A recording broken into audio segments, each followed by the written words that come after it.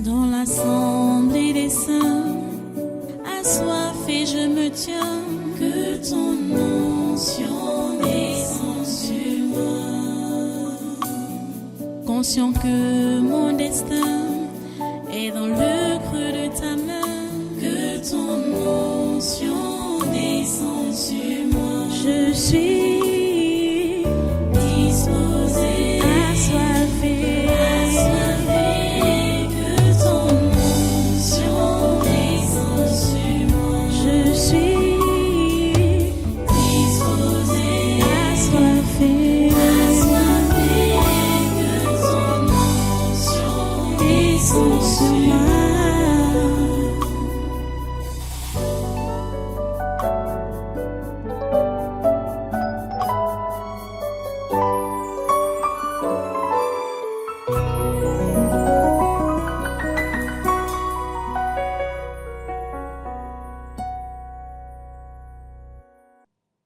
Demandez au Seigneur, demandez au Seigneur que la préparation des élections, que ça se déroule sans trouble et qu'on arrive à la campagne même, la campagne que les différents candidats vont battre, que cela se passe sans trouble.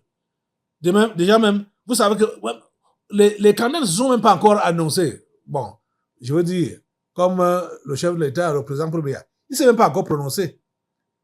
Mais les autres, on sait déjà qu'ils veulent se présenter, comme Cabral Libi, comme Maurice Kamto.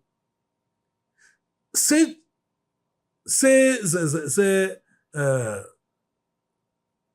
candidatures-là, on ne sait pas qui d'autre va se présenter, que ça ne doit rien créer comme bouleversement, comme trouble, comme soulèvement dans ce pays. Mettez le feu sur tout ce qui est préparé aux abîmes pour vouloir donc troubler ce pays par la présentation l'annonce de telle ou telle candidature. Au nom de Jésus, mets le feu sur tout ce qui peut troubler le Cameroun à l'annonce de telle ou telle candidature ou le rejet de tel ou tel dossier de candidature. C'est-à-dire que cela ne crée aucun problème dans ce pays. Nous prions, Seigneur, pour la sécurité, pour la tranquillité, pour la paix, ô Dieu. Que ta paix règne au Cameroun, du nord au sud, de l'est à l'ouest. Dans les 10 régions, nous voulons la paix. Nous voulons la paix. Nous voulons la paix. Au nom puissant de Jésus, nous avons prié. Amen. Amen. Alléluia. Tu peux t'asseoir un peu. On va encore prendre un sujet. Voilà. Il y a une vidéo qu'on m'a montrée là, disant que on a trouvé du matériel de fabrication d'engins explosifs à Bafoussam. Regardez ça. Dans ce camion, un matériel identifié par le commandant de la Légion de gendarmerie de l'Ouest comme des composantes nécessaires dans la fabrication des engins explosifs improvisés. Et généralement, dans les explosifs qu'ils font là, ils coupent petit, pour que ça jaillisse. Et quand ça explose, seulement ça vous découpe. Quand vous voyez par exemple ce tube-ci, c'est l'équivalent d'un tube à canon. Vous voyez sa composition, il est placé comme ça. Les personnes mal intentionnées peuvent l'utiliser avec la poudre à canon. Il s'agit de mettre la poudre à canon avec des connexions. Vous voyez, d'un type de fil électrique, des connexions pour pouvoir créer l'engin explosif. Située au quartier Nilong dans l'arrondissement de Bafoussam 2e, la maison suspectée d'abriter cette unité clandestine de fabrication des engins explosifs improvisés a surtout attiré l'attention des éléments de la gendarmerie de par son impressionnant dispositif de surveillance. Les débrouillards qui ont la latitude de faire dans la ferraille, ils ne se cachent pas. Mais le cas présent, le cadre qui nous amène ici, la particularité, comme vous pouvez voir, le bâtiment que vous pouvez voir, il est truffé de caméras. Vous pouvez voir les caméras placées ainsi de suite. À l'interne, il y a une salle d'observation de tout ce qui se passe, donc pointé notamment sur le camion que voici. Ceux qui sont chargés de charger la ferraille sont surveillés de nuit comme de jour. À plusieurs reprises, ce dispositif a voué à l'échec des descentes des éléments de la gendarmerie qui ont dû trouver d'autres stratégies pour mener l'opération finalement fructueuse. On a eu cette information depuis plusieurs semaines. Et à chaque fois que nous sommes descendus, il n'y avait absolument rien. Sûrement, les caméras signalaient et informent tout de suite des gens que non, la gendarmerie arrive. Et quand nous arrivons, il n'y a pratiquement rien. Nous avons, en tenue civile initialement, abordé la zone et surprendre. La cargaison de matériel suspect a été saisie et plusieurs personnes interpellées. Elles seront présentées devant les autorités judiciaires compétentes. Tu as vu ça? Mets-toi debout. Nous allons demander à Dieu que partout ça peut se trouver. Vous voyez, c'est la fabrication artisanale. Vous savez que ce sont les terroristes qui font ça. Vous voyez, on montre des formules chimiques ou physiques à certains individus pour fabriquer donc des bombes artisanales. Et ça, c'est pour vouloir déstabiliser le pays. Que tout cela soit démantelé partout où on peut voir des individus qui fabriquent des engins explosifs artisanaux. Que cela soit démantelé. Mets le feu sur tous ces réseaux-là. Mets le feu sur tous ces réseaux, les réseaux de fabrication d'engins explosifs. Au nom de Jésus, le feu de Dieu calcine cela. Et ils sont dévoilés. Ils sont dévoilés. Ils sont saisis. Oh Dieu. Merci Seigneur parce que tu interviens. Merci Père parce que tu interviens. Et tu ne laisses pas le pays sombrer dans le désordre. À toi la gloire, l'honneur et la puissance. Au nom puissant de Jésus, nous avons prié. Amen, amen. Assois-toi. Ok. Nous allons maintenant partir en Afrique. Prier pour l'Afrique. Vous savez, les gens de la CEDEAO avaient envoyé le président ghanéen d'aller convaincre les 3 présidents du Sahel. Président du Burkina Faso, du Mali et du Niger, pour qu'ils retournent à la CEDEAO. Mais apparemment, les choses ont tourné autrement. Ça a tourné autrement. Justement, comme ça avait tourné avec le président burkinabé et le président nigérien, qu'avec leur contact avec Assimi Goïta, ça a plutôt abouti au ralliement. Maintenant, le président ghanéen conseille plutôt que la CEDEAO doit reconnaître l'AES. Vous voyez? C'est ça qu'il prône. Écoutez, regardez la vidéo. Un pavé diplomatique dans les médiations de la CEDEAO. Pour la première fois, un chef d'État estime que c'est à l'organisation ouest-africaine de faire un pas vers l'alliance des États du Sahel. Cette stratégie, c'est le président du Ghana qui la propose donc, John Dramani Mahama. Il a enchaîné des visites officielles à Bamako samedi, Niamey dimanche et Ouagadougou hier lundi.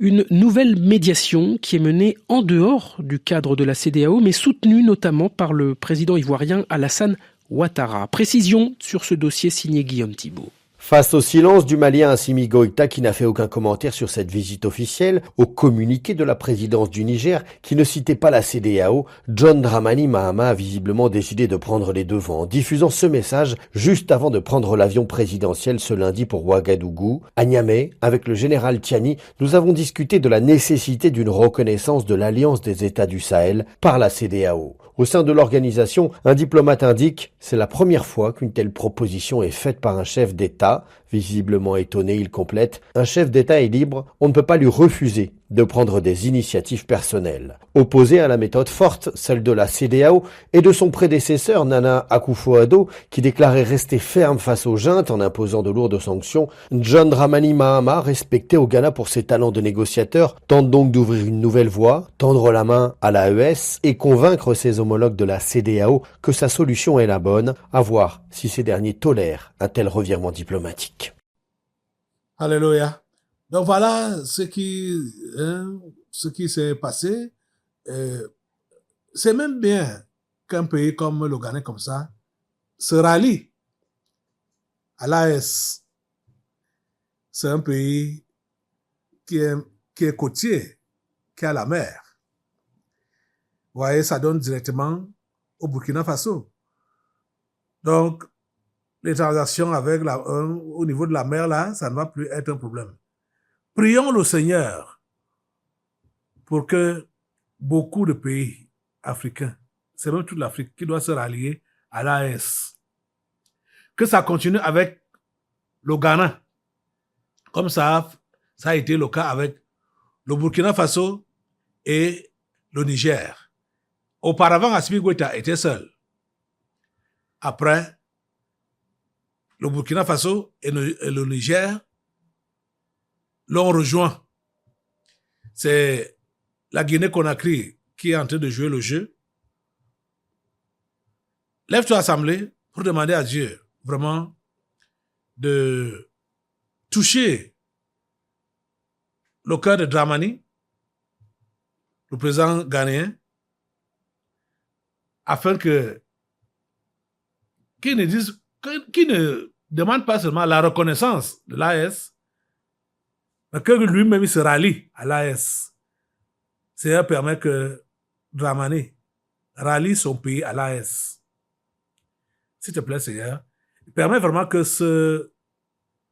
cette formation puisse s'agrandir, atteindre tous les pays de l'Afrique de l'Ouest, aller en Afrique centrale, en Afrique de l'Est et en Afrique du Sud. Permet vraiment que ce soit un mouvement africain.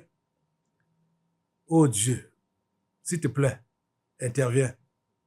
Au nom puissant de Jésus. Merci Seigneur pour ton intervention. À toi toute la gloire et tous les honneurs. Au nom puissant de Jésus. Nous avons prié. Amen. Ok. On va partir maintenant en Côte d'Ivoire. Bon, là-bas, c'est toujours la préparation des élections. Il y a notre sœur. C'est ma sœur à moi. C'est votre maman. Je vais parler de Simone Gbagbo. Et ils ont formé une coalition là pour combattre le parti au pouvoir. Pour vouloir combattre le parti au pouvoir. Bon, c'est la politique. Et ça s'est rallié à ces gens-là. Bon, on espère que c'est elle qu'on va désigner comme leur candidat. Parce que c'est normal, elle qui doit être le candidat. C'est derrière elle que tous les Ivoiriens doivent aller. Simone Gbagbo. Asseyez-vous d'abord pour regarder le reportage, s'il vous plaît. En Côte d'Ivoire, l'opposition joue la carte de l'union. 15 partis politiques viennent de s'allier sous une même bannière, la coalition pour une alternance pacifique. Son objectif, peser sur la présidentielle d'octobre prochain et imposer un rapport de force face au parti au pouvoir. Parmi les poids lourds de cette alliance, on retrouve le PDCI-RDA, le plus vieux parti politique du pays, le MGC de Simone Eïvé, ex-première dame, ou encore le COJEP de Charles Blé Goudé. Pour sa part, notre coalition a décidé ce jour de franchir une autre étape dans son projet de renforcement du regroupement de l'opposition par la formalisation de cette structure. C'est pour ça que nous vous annonçons aujourd'hui la création de la coalition des partis politiques dans l'opposition. Mais une absence de détail saute aux yeux, celle du PPAC, le parti de Laurent Gbagbo. Pas d'accord trouvé, pas de compromis. Résultat, une opposition divisée en 3 blocs avec le risque d'une dispersion des voix. Un scénario qui pourrait profiter au pouvoir en place. Sauf si cette nouvelle coalition parvient à rassembler au-delà de ses rangs. Et selon cet expert, le parti du pouvoir aurait aussi de quoi à s'inquiéter si cette alliance réussissait à l'envoyer au second tour de la présidentielle. Et contrairement au Cameroun, les partis ont constitué un bloc dont l'électorat sera très important autour de ce bloc. Et s'ils arrivent à envoyer le parti au pouvoir au deuxième tour, il y aura un regroupement de tous les électeurs de l'opposition autour de celui qui est arrivé en pole position au deuxième tour. Et je pense que ça doit beaucoup déranger le parti au pouvoir. Moi, je pense qu'il ne doit pas sous-estimer cette plateforme qui vient d'être mise en place. En attendant, la campagne s'annonce déjà sous tension avec une question clé. Cette alliance peut-elle vraiment peser sur le scrutin? Réponse dans les mois à venir. Vous avez suivi. Alors, on prie seulement pour que on ne puisse pas noyer la vision de cette femme dans cette coalition. Simone Gbagbo. Lève-toi pour demander cela à Dieu. Seigneur, ne permet pas vraiment que la vision... Je crois que c'est toi qui as donné cette vision-là à cette femme, Simone Gbagbo. Que cette vision ne soit pas nettoyée par cette coalition. Et merci Seigneur de la mettre au devant de la scène, de la propulser et de permettre, Seigneur, que c'est elle qui soit désignée comme candidat de cette coalition. À toi la gloire, à toi l'honneur. Merci pour ton amabilité. Alléluia. Au nom puissant de Jésus, nous avons prié. Amen. Assois-toi. On est toujours pour les élections. Voilà, les Blancs ont décidé de déranger l'Afrique avec cette histoire de démocratie. Maintenant, là, c'est au Mali, je veux dire quoi? C'est au Gabon, à côté de nous ici, en bas du Cameroun ici, là. Maintenant, là, 4 candidatures sont déjà validées pour les élections au Gabon. Vous savez que la candidature du président de la transition, Oligui Nguema, ça, c'est il y a d'office. Il avait annoncé l'autre jour, on ne peut pas rejeter son dossier. Mais on a rejeté au moins 19 dossiers là-bas au Gabon. Donc, c'est 4 candidatures qui sont déjà validées. Regardez ça. À un peu plus d'un mois de l'élection présidentielle du 12 avril au Gabon, 4 candidats ont déjà composté leur billet pour cette échéance. La liste publiée dimanche par le ministre gabonais de l'Intérieur comprend entre autres Brice Oligui Nguema, le tombeur d'Ali Bongo, et l'actuel président de la transition dans le pays. Alain-Claude Billy-Bizet, le dernier chef de gouvernement de Bongo, Stéphane Germain Ioki et Joseph Essingon vont aussi briguer les suffrages des Gabonais. Alors que 19 autres personnes ayant fait acte de candidature ont été recalées pour des raisons administratives, ces candidats entretiennent encore un espoir. Ils peuvent saisir la Cour constitutionnelle pour contester le rejet de leur dossier. Le 12 avril, le Gabon doit élire son président. Une élection sans la candidature d'un Bongo, une première depuis plus d'un demi-siècle. Vous avez vu, c'est sans surprise, hein? Et celui qui avait normalement gagné les élections au temps de Ali Bongo, il ne s'est même pas dérangé. Il a compris le jeu. Il a compris le jeu. Hein? Il ne s'est pas dérangé à se présenter à ces élections. Il ne s'est pas dérangé. Voilà quelqu'un d'intelligent. Mais bon, il est toujours aussi dans la secte. Hein? Parce que tout ce qui s'est passé là, il savait que ça allait se passer comme ça. Il le savait. Il a même dit ça. Il a dit ça. Donc voilà, bon, il ne s'est pas gêné. Il ne s'est pas gêné donc à se présenter à ces élections de 2025. Ça va se passer dans quelques jours. Hein. C'est le 12 avril que ça va se passer. Donc pratiquement dans un mois. Ou même moins d'un mois. Que les élections auront lieu au Gabon. Demandons juste, lève-toi pour demander juste au Seigneur. En tout cas, lui-même, d'être au contrôle de tout ce qui va se passer au Gabon, là, comme élection. Seigneur Dieu Tout-Puissant, nous te recommandons ces élections au Gabon. Nous savons que cet homme, déjà, Oligui Nguema, a mis les garde-fous un peu partout pour s'assurer la victoire. Et il a déjà gagné le cœur des Gabonais. C'est lui qui est le prochain président au Gabon. On le sait. Mais Seigneur, nous te prions pour les Gabonais, afin que tu les sauves. Parce que nous savons qui est cet homme. nous savons qui est cet homme. Sauve le Gabonais, Seigneur. Permets qu'il soit dévoilé au grand jour. C'est-à-dire que sa nature réelle soit dévoilée au grand jour, aux yeux des Gabonais. Et Seigneur, et déshabille-le du manteau de la franc-maçonnerie. Au nom puissant de Jésus. Merci, Père Saint, pour ce que tu fais. À toi la gloire, l'honneur et la puissance. Nous savons que c'est un enfant des Français. C'est la marionnette des Français. Mais nous te prions, Seigneur, pour que un miracle puisse se faire.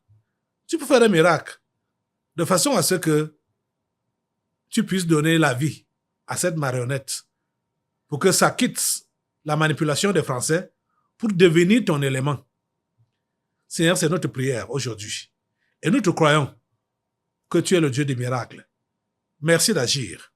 Au nom puissant de Jésus, nous avons prié. Amen. Amen. Voilà, assois-toi.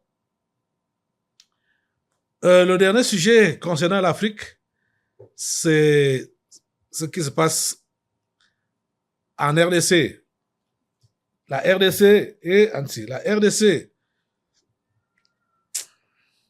Félix Tshisekedi fait tout pour faire dormir les Congolais, même debout. Ils dorment, les yeux fermés. Les Congolais dorment par tout ce que Tshisekedi est en train de mettre en place.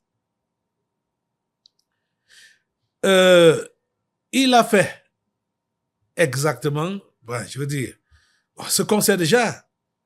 Quand on parle de l'aide, et regardez ce que Tshisekedi fait. Et dit maintenant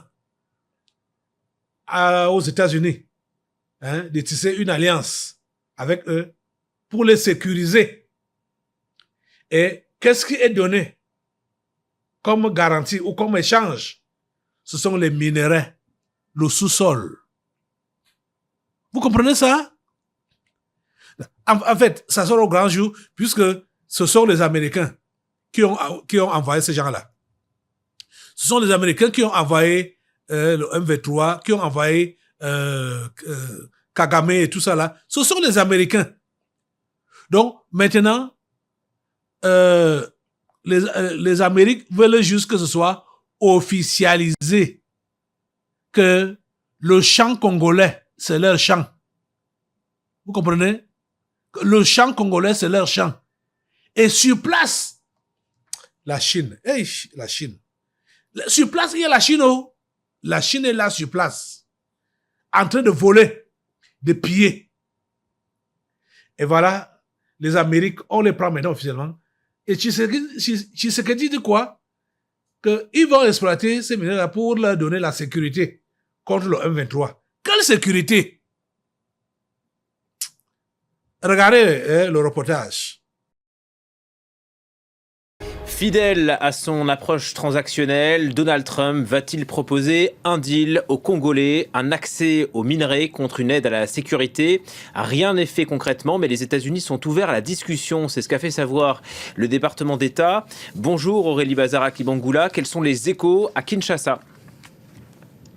Eh bien, écoutez, selon les déclarations du département d'État américain faites à plusieurs médias, les États-Unis se sont dit prêts à discuter avec la RDC d'un partenariat sur les minerais rares congolais. Alors, pour contextualiser, il faut le rappeler, la République démocratique du Congo possède les plus grandes réserves mondiales de cobalt, un métal prisé utilisé dans la fabrication de batteries des véhicules électriques. Et le pays possède également d'importantes réserves de lithium et de cuivre.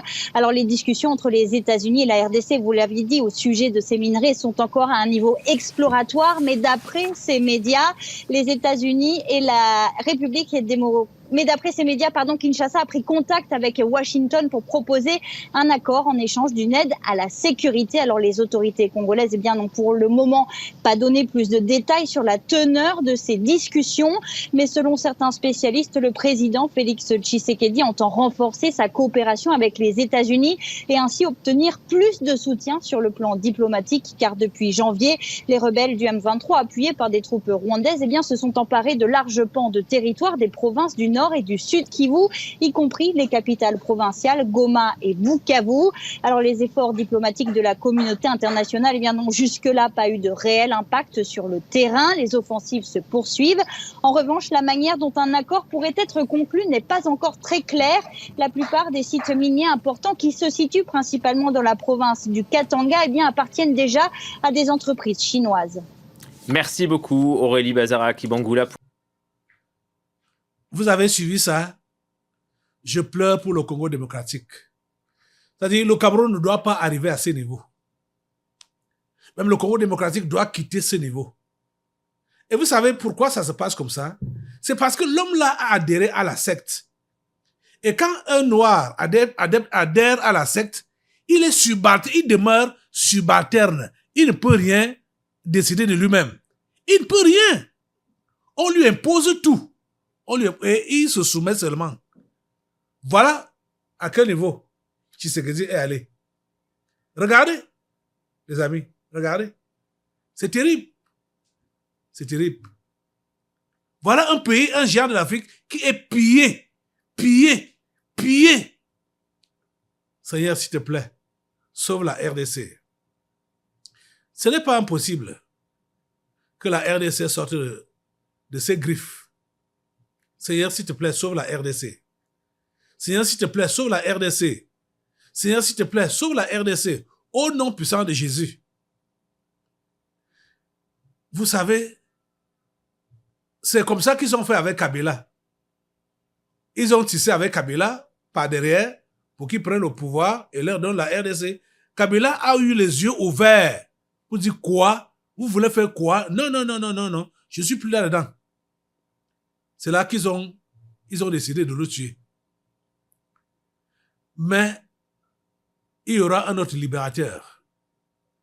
Dieu va susciter quelqu'un au Congo démocratique pour libérer le pays. Seigneur, suscite. Demande cela à Dieu. Suscite un libérateur au Congo démocratique.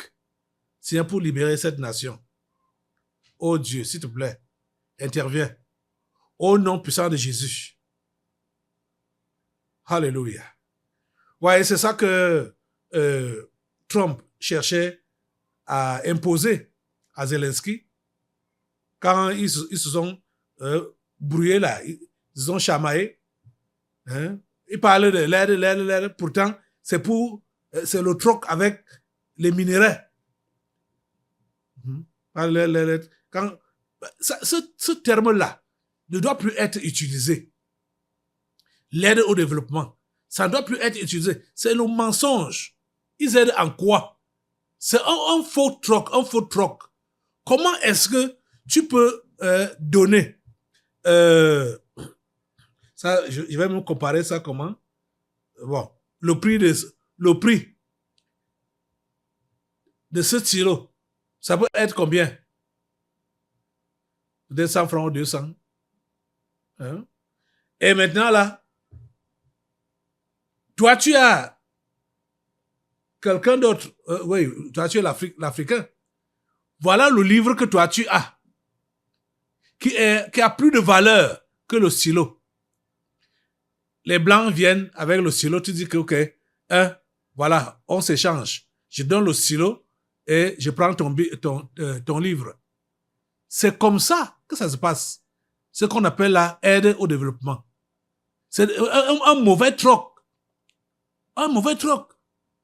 On donne des choses sans valeur, ou même rien même ne vient, hein, concrètement. Et pourtant, ils ont pris ce qu'il y avait de meilleur chez toi. Ça doit s'arrêter. Ça doit s'arrêter. Merci Seigneur parce que tu nous écoutes. Et tu délivres l'Afrique, Seigneur, de la colonisation, du pillage des Occidentaux. Au nom puissant de Jésus, nous avons prié. Amen. Amen. Voilà, tu vas rester debout et prendre ta Bible. Nous allons passer à la parole maintenant. Dans l'assemblée des saints, assoiffé je me tiens, que ton onction descende sur moi. Conscient que mon destin est dans le creux de ta main, que ton onction descende sur moi. Je suis disposée, assoiffée,